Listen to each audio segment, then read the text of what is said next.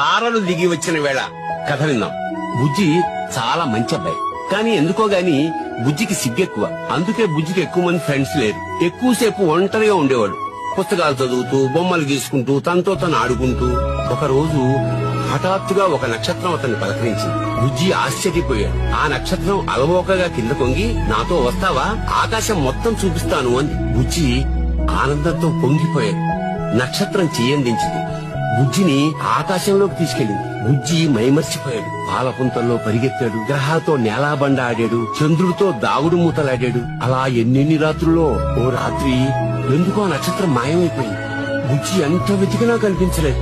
ఎంత పిలిచినా పలకలేదు. పిలిచి పిలిచి బుజ్జికి ఏడుపొచ్చింది. ఆ తర్వాత చాలా రోజులకి ఒక రాత్రి ఆ నక్షత్రం తిరిగి వచ్చింది. బుజ్జిని పలకరించింది. బుజ్జి ముఖంలో చాలా రోజుల తర్వాత మళ్లీ నవ్వొచ్చింది. ఇది తారలు దిగి వచ్చిన వేళ.